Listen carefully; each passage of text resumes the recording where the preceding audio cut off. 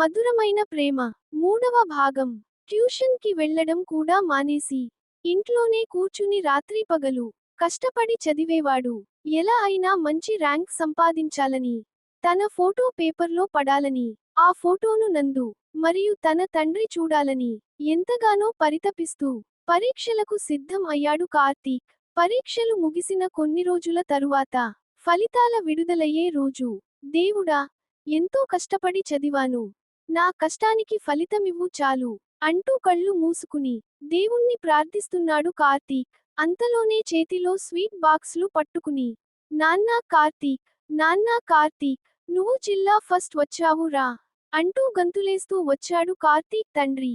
ఇదిగో నీ ఫోటో పేపర్లో పడింది అంటూ ఆ పేపర్ను ముద్దులతో ముంచేస్తూ తెగ సంబరపడి పోతున్నాడు కార్తీక్ తండ్రి. వెంటనే ఆ పేపర్ను తీసుకుని తన తల్లి వద్దకి పరిగెడుతూ వెళ్ళాడు కార్తీక్.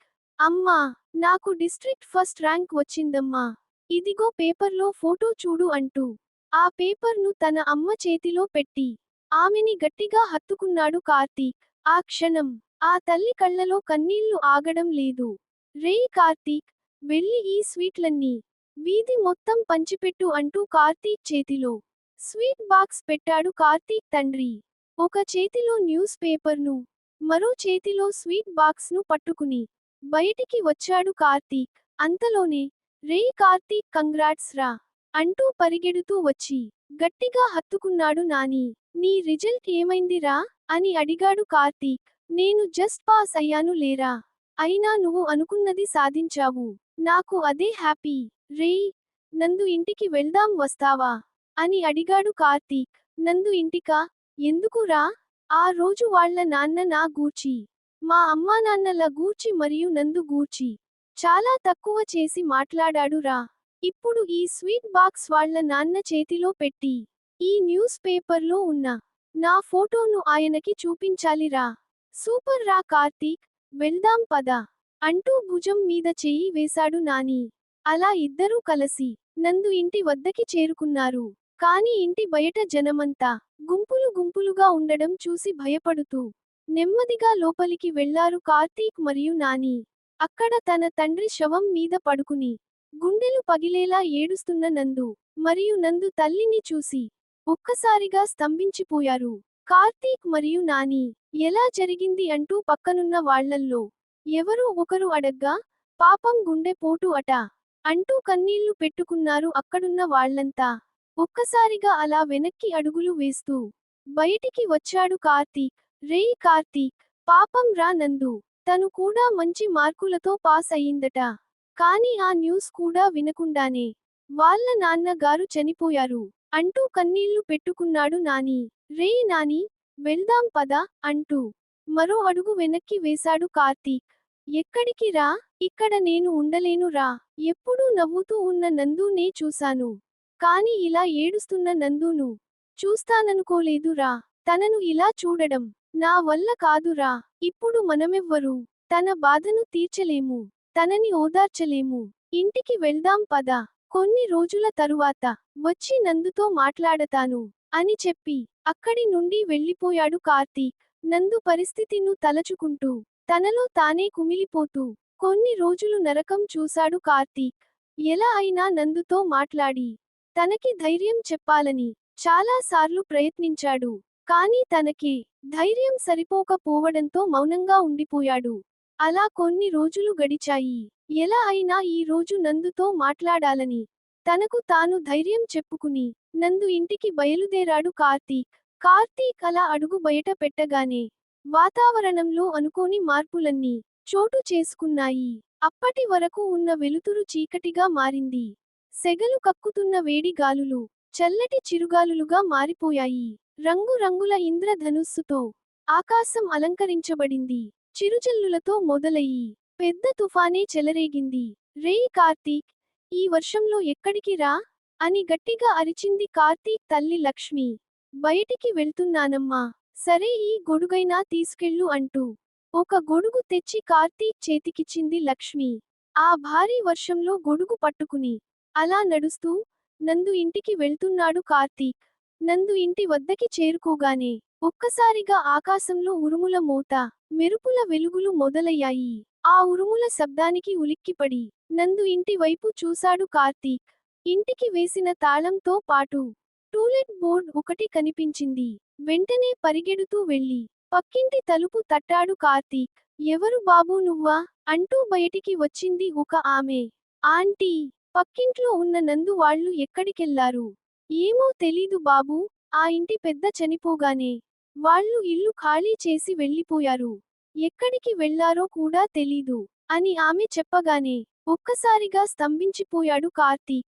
చేతిలో ఉన్న గొడుగును దూరంగా విసిరేసి నందు ఇంటి ముందు నిల్చుని తన మనసులో ఉన్న బాధనంతా పంటి కింద బిగిస్తూ రాలుతున్న కన్నీటిని ఆపుకుంటున్నాడు కార్తీక్. అంతలోనే బాబూ బాగా చలేస్తోంది. దుప్పటి కావాలా? అంటూ కార్తీక్ పక్కన కూర్చున్నాడు ఒక తాత. దాంతో ఉలిక్కిపడి కళ్ళు తెరిచాడు కార్తీక్. ప్రస్తుతం ఏంటి బాబూ ఆలోచిస్తున్నావు? బాగా అలసిపోయినట్టున్నావు. కాసేపు ఇక్కడే నిద్రించి వెళ్ళు. ప్రయాణం సాఫీగా సాగుతుంది అని చెప్పాడు ఆ గుడిసెలో ఉన్న ముసలితాత. వర్షం తగ్గినట్టుంది తాతా. ఇక నేను బయలుదేరుతాను అంటూ పైకి లేచాడు కార్తీక్. వర్షం తగ్గింది బాబూ, కానీ దట్టమైన మంచు కురుస్తోంది. ఇప్పుడు వెళ్ళడం అంత మంచిది కాదు బాబూ. జీవితంలో బరువైన జ్ఞాపకాలను మోసుకుంటూ చాలా దూరమే ప్రయాణించాను. ఈ దట్టమైన మంచుని దాటడం నాకు అంత పెద్ద కష్టం కాదులే తాతా. మంచిది బాబూ. జీవితంలో నువ్వు కోరుకున్నవన్నీ నీకు దక్కాలి అంటూ పెద్ద మనసుతో దీవించాడు ఆ తాత. తెలియని లక్ష్యంతో ఈ ప్రయాణం మొదలుపెట్టాను. మిమ్మల్ని చూసాకే తెలిసింది ఈ ప్రయాణంలో ఒక జీవితం ఉంటుందని. చాలా ఆనందంగా ఉంది తాతా అని చెప్పి తన పర్సులో నుండి ఒక 5,000 రూపాయలు తీసి ఆ తాత చేతిలో పెట్టాడు కార్తీక్. వద్దు బాబూ, ఈ డబ్బు మహా చెడ్డది. బంధాలను, బంధుత్వాలను వెలకడుతుంది. ఆశలను, ఆనందాలను ఆవిరి చేస్తుంది. మనిషిలో మరో మనిషిని పుట్టిస్తుంది.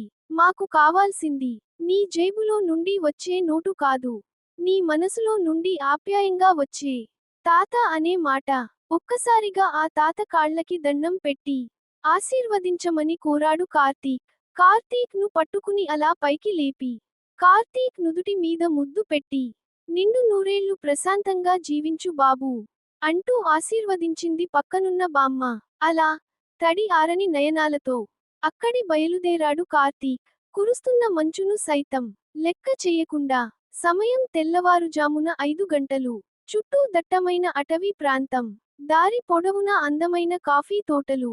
కొండల మధ్య నిర్మించబడ్డ చిన్న చిన్న గుడిసెలు. దారిని కమ్మేసిన మంచు బిందువులు.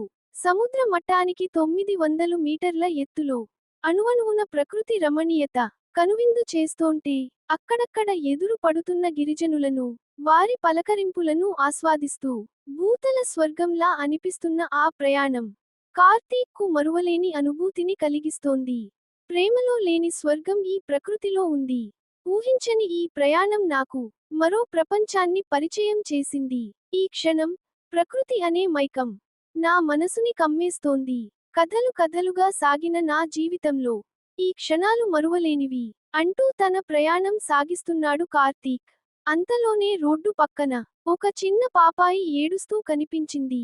అమాయకంగా ఏడుస్తూ కూర్చున్న ఆ పాపను చూడగానే ఒక్కసారిగా బ్రేక్ తొక్కాడు కార్తీక్. అలా రోడ్డు పక్కన కారు ఆపి ఆ పాప దగ్గరికి వెళ్ళాడు.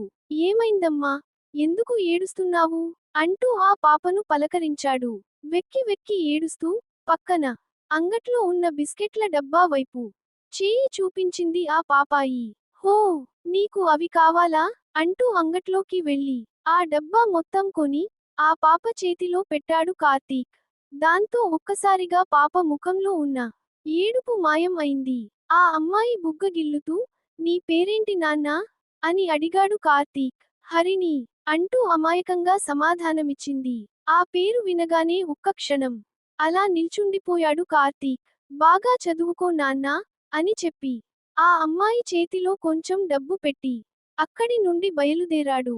హరిణి, ఈ మూడక్షరాలతోనే మూడవసారి నా ప్రేమ కథ మొదలైంది. ఇవి అక్షరాలు మాత్రమే కాదు, నా గుండెకి తగిలిన బలమైన గాయాలు. అవును, తన పేరు హరిణి. అప్పటికి తనే నా జీవితం అనుకున్నాను. అంటూ తన గతాన్ని గుర్తు చేసుకుంటున్నాడు కార్తీక్.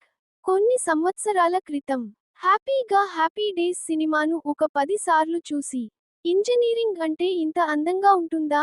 అమ్మాయిలతో ఫ్రెండ్షిప్లు, అబ్బాయిలతో పార్టీలు, అలా 4 ఏళ్లు బాగా ఎంజాయ్ చేసి, ఫైనల్ ఇయర్ అవ్వగానే ఏదో ఒక కంపెనీలో జాబ్ తెచ్చుకుని, లైఫ్లో సెటిల్ అవ్వొచ్చు అనుకుంటూ బోలెడన్ని ఆశలతో ఇంటర్ అవ్వగానే ఇంజనీరింగ్ చేరాడు కార్తీక్. ఆ రోజు కాలేజ్కి మొదటి రోజు. 2 ఏళ్లు ఇంటర్ అనే బందిఖానాలో శిక్షను అనుభవించిన విద్యార్థులంతా రెక్కలొచ్చిన పక్షుల లాగా తెగ ఎగిరిపడుతున్నారు. సాఫ్ట్వేర్ను ఏలాలని అమ్మాయిలు, అమ్మాయిలను దేకడానికి అబ్బాయిలు, ఎదురుగా కంప్యూటర్ ఉంటే చాలనుకునే అమాయకులు, ఇలా అందరితో కలసి కళకళలాడిపోతోంది కంప్యూటర్ సైన్స్ డిపార్ట్మెంట్. ఎంసెట్లో నీ ర్యాంక్ ఎంత? ఇంటర్ ఏ కాలేజ్ నువ్వు? అన్న పలకరింపులతో క్లాస్ అంతా సందడిగా వెలిగిపోతోంది. తమ 4 ఏళ్ల భాగస్వామిని వెతుక్కోవడానికి మొదటి రోజే వేటను మొదలుపెట్టారు మహానుభావులు. అంతలోనే క్లాస్లోకి అడుగుపెట్టాడు ఇంగ్లీష్ ప్రొఫెసర్. అందరూ విష్ చేస్తూ పైకి లేచారు. Thank you students, please take your seats అని చెప్పగానే అందరూ కూర్చుండిపోయారు. అందరూ చాలా ఫ్రెష్ గా కనిపిస్తున్నారు. చాలా సంతోషంగా ఉంది, మీతో కొంచెం మాట్లాడాలి. ఇంజనీరింగ్ అంటేనే ఒక సృజనాత్మకత. మనం రెగ్యులర్ స్టూడెంట్స్ లా కాదు. మనమంటే ఒక స్పెషల్, ఒక క్రియేటివిటీ. అందుకే మన పరిచయం కూడా అంతే క్రియేటివ్గా, అంతే స్పెషల్గా ఉండాలి. ఎవరి గూర్చి వారు పరిచయం చేసుకోవడమనేది చాలా నార్మల్ ప్రాసెస్. అదే మనల్ని ఇంకొకరు పరిచయం చేయడం అనేది సంథింగ్ స్పెషల్ కదా. ఈ రోజు మనం అదే చేయబోతున్నాము. డియర్ స్టూడెంట్స్, ఇప్పుడు ఒక్కొక్క పేపర్ తీసుకుని అందులో మీ గూర్చి మొత్తం రాయండి అని ప్రొఫెసర్ చెప్పగానే అందరూ తమ గూర్చి మొత్తం ఒక పేపర్లో రాసి చేతిలో పట్టుకుని కూర్చున్నారు. Okay students, very simple. ఇక్కడ 30 మంది అబ్బాయిలు, 50 మంది అమ్మాయిలు, మొత్తం కలిసి 80 మంది ఉన్నారు. మీ పేర్లు, మీ రిజిస్టర్ నంబర్స్ కూడా నాకు తెలీదు. ఇప్పుడు 1 నుండి 80 వరకు ఒక్కొక్కరికి ఒక్కొక్క నంబర్ అలాట్ చేస్తాను. ఇప్పుడు నేను ఒక 2 నంబర్స్ పిలుస్తాను. ముందుగా ఆ ఇద్దరూ పైకి లేచి మీ గూర్చి రాసిన పేపర్లను మార్చుకుని ఒకరి గూర్చి మరొకరు పరిచయం చేయాలి అని చెప్పగానే విద్యార్థులంతా ఒకరి ముఖాలు ఒకరు చూసుకుంటున్నారు. Okay let's start. Number 60 and number 10. Please stand up అనగానే ఒక అబ్బాయి మరియు ఒక అమ్మాయి పైకి లేచి నిల్చున్నారు. ఓకే, ఇద్దరూ పేపర్స్ ను ఎక్స్చేంజ్ చేసుకుని స్టేజ్ మీదకు రండి అని పిలిచాడు ప్రొఫెసర్. అలా ఇద్దరూ స్టేజ్ మీదకు వెళ్లి ఒకరి గూర్చి మరొకరు పరిచయం చేసుకున్నారు. అలా ఇంట్రడక్షన్ ప్రాసెస్ సాగుతుండగా చేతిలో పేపర్ పట్టుకుని తన నంబర్ ఎప్పుడు పిలుస్తారో, తనకెవరు తగులుతారో అన్న టెన్షన్ తో గోళ్లు కొరుక్కుంటూ కూర్చున్నాడు కార్తీక్. అంతలోనే నంబర్ 22 అని పిలవగానే ఒక్కసారిగా ఉలిక్కిపడి పైకి లేచాడు కార్తీక్. నంబర్ 7 అని పిలవగానే చేతిలో పేపర్ పట్టుకుని తల పైకి ఎత్తకుండా అలా నెమ్మదిగా పైకి లేచి నిల్చుంది ఒకమ్మాయి. ఇద్దరూ స్టేజ్ మీదకు రండి అని పిలవగానే నెమ్మదిగా అడుగులో అడుగు వేస్తూ వెళ్లారు ఇద్దరూ. ఓకే, ఎక్స్చేంజ్ యువర్ పేపర్స్ అని ప్రొఫెసర్ చెప్పగానే ఒకరి కళ్ళలోకి ఒకరు చూసుకుంటూ తమ గూర్చి రాసుకున్న పేపర్లను మార్చుకున్నారు. ఒక్క క్షణం అగ్ని పర్వతమంత అద్భుతం తన కళ్ళ ముందు ఉన్నట్టు అనిపించి కళ్ళు అలసిపోయేలా ఎదురుగా ఉన్న అమ్మాయి వైపు చూస్తున్నాడు కార్తీక్. అలా ఇద్దరూ ఒకరినొకరు పరిచయం చేసుకుని ఎవరి బెంచ్లోకి వాళ్ళు వెళ్లి కూర్చున్నారు. హరిణి, నేటి నుండి ఇది పేరు కాదు, నా జీవితం. ఒక మనిషి మరొక మనిషి యొక్క మనసును మాయ చేయడం అంటే ఇదేనేమో. అవును, హరిణి అందం నన్ను మాయ చేసింది. అది మామూలు మాయ కాదు, మరచిపోలేని మహామాయ అనుకుంటూ తనలో తానే మాట్లాడుకుంటున్నాడు కార్తీక్. ఏంటి బాసు, ఒక్క చూపులోనే ఆ అమ్మాయిని నమిలి మింగేశావ్, మరీ అంత నచ్చిందా అంటూ కార్తీక్ ను పలకరించాడు కరణ్. ఎంత నచ్చిందో చెప్పలేను బ్రదర్. అస్సలు ఇంత అందంగా ఎలా పుడతారు బ్రదర్. ఆ అమ్మాయి మామూలుగానే ఉంది. నీ కళ్ళే తనను మరింత అందంగా చూస్తున్నాయి. నేను ఫిక్స్ బ్రదర్, ఆ అమ్మాయి నాదే. తనతోనే నా పెళ్లి, తనే నా వైఫ్. తనతోనే నా జీవితం. మొదటి రోజే ఎంత లోతుగా వెళ్ళొద్దు మచ్చా. పైకి తేలడానికి ఒక జీవితం పడుతుంది. అంటూ కార్తీక్ భుజం మీద చెయ్యి వేశాడు ధనుష్. అసలు జీవితం ఇప్పుడే మొదలయ్యింది. అంటూ పైకి లేచి, హరిణి వైపు తొంగి తొంగి చూస్తున్నాడు కార్తీక్. హరిణి మాత్రం దించిన తల ఎత్తకుండా మౌనంగా కూర్చుంది. ఈ అమ్మాయేంటి దించిన తల ఎత్తకుండా అలా కూర్చుంది అనుకుంటూ ఆ అమ్మాయి తన వైపు చూడకపోయినా కార్తీక్ మాత్రం ఆ అమ్మాయి వైపే చూస్తూ తెగ మురిసిపోతున్నాడు. అలా కార్తీక్ చూపులతో, హరిణి మౌనంతో ఆ రోజు గడిచింది. సాయంత్రం కాలేజ్ అయిపోగానే నేరుగా వెళ్లి కాలేజ్ బస్సులో కూర్చుంది హరిణి. కరణ్ మరియు ధనుష్లతో కలిసి ఐస్ క్రీం తింటూ హరిణి కూర్చున్న బస్సు వద్దకి వచ్చి నిల్చున్నాడు కార్తీక్. చెవిలో ఇయర్ ఫోన్స్ పెట్టుకుని మ్యూజిక్ వింటూ విండో సీట్ వద్ద కూర్చుంది హరిణి. నోటితో ఐస్ క్రీం తింటూ కళ్ళతో హరిణిని తింటున్నాడు కార్తీక్. ఒక్క క్షణం కూడా చూపు పక్కకి తిప్పకుండా కంటి మీద రెప్ప వేయడం మానేసి పదే పదే అదే పనిగా జుట్టు సర్దుకుంటూ తనలో తాను నవ్వుకుంటూ తననే చూస్తూ తనని తానే మరచిపోయాడు కార్తీక్. కానీ హరిణి మాత్రం కార్తీక్ చూపులను అస్సలు పట్టించుకోవడం లేదు. రేయ్ కరణ్, అస్సలు ఈ అమ్మాయి ప్రాబ్లం ఏంట్రా? మనిషి చచ్చినా పక్కకి చూడదా? మొదటి రోజు కదా, మామూలే. రాను రాను తనే మారుతుంది లేరా అంటూ ధైర్యం చెప్పాడు కరణ్. రేయ్ బస్సులు స్టార్ట్ అవుతున్నాయి వెళ్దాం పద అంటూ చేతిలో ఉన్న ఐస్ క్రీం పుల్లని కిందకి పడేశాడు ధనుష్. నేను బస్సులో రానురా, బైక్ లో వస్తాను అని చెప్పాడు కార్తీక్. అవునా, అయితే ఒక పని చేద్దాం. రేపటి నుండి మనం ముగ్గురం కలిసి నీ బైక్ లోనే వద్దాం. కావాలంటే బైక్ కి పెట్రోల్ కొట్టిస్తాం. దాంతో బస్సు ఫీజు డబ్బులు మిగిలిపోతాయి. మిగిలిన బస్సు ఫీజుతో మనం ముగ్గురం కలిసి పార్టీ చేసుకుందాం అని చెప్పాడు ధనుష్. పార్టీ చేసుకోవడానికి అంత డబ్బు ఎందుకురా? అదేంట్రా అలా అడిగావు? కొంపదీసి నువ్వు మందు తాగవా ఏంటి?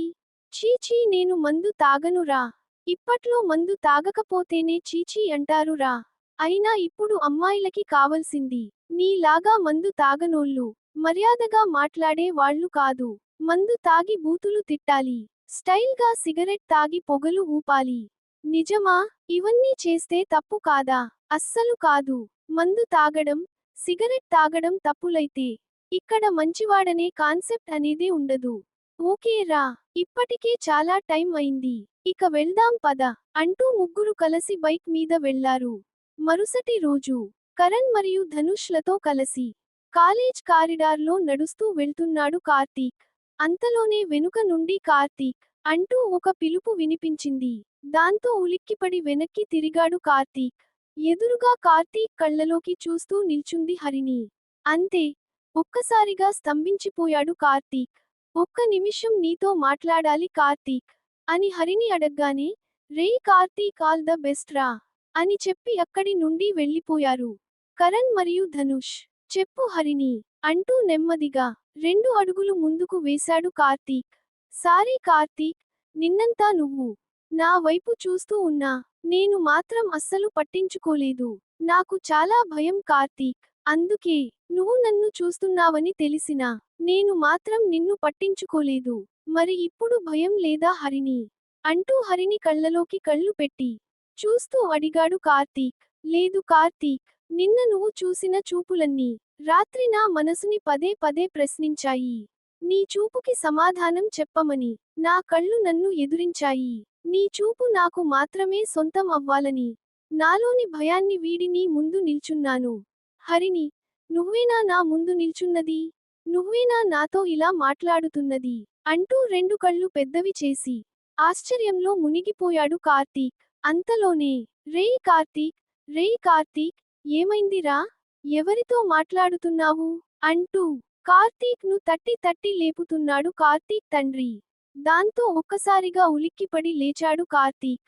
ఏంట్రా, నిద్రలో ఎవరితో మాట్లాడుతున్నావ్ అని అడిగాడు కార్తీక్ తండ్రి. టైం ఎంత నాన్నా అని అడిగాడు కార్తీక్. నువ్వు లేచే టైం అయితే కాదులే, ఇంకా టైం ఉంది పడుకో అని చెప్పి అక్కడి నుండి వెళ్ళిపోయాడు కార్తీక్ తండ్రి. షిట్, ఇదంతా కలనా? ఇదే కల నిజమైతే ఎంత అద్భుతంగా ఉంటుందో అనుకుంటూ దుప్పటి కప్పుకుని నిద్రలోకి జారుకున్నాడు కార్తీక్. మరుసటి రోజు కాలేజ్ బస్సులన్నిటిని చేజ్ చేస్తూ బైక్ మీద దూసుకెళ్తున్నారు కార్తీక్ మరియు కరణ్. ధనుష్లు. రేయ్ ఎందుకు రా అంత స్పీడ్?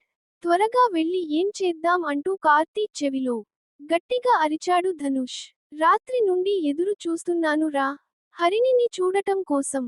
నీ పిచ్చి మా ప్రాణం మీదకి వచ్చింది రా నాయనా అంటూ తల పట్టుకున్నాడు ధనుష్. అంతలోనే తన పక్కన వెళ్తున్న బస్సులో విండో సీట్ దగ్గర హరిణి ఉండడం గమనించాడు కార్తీక్.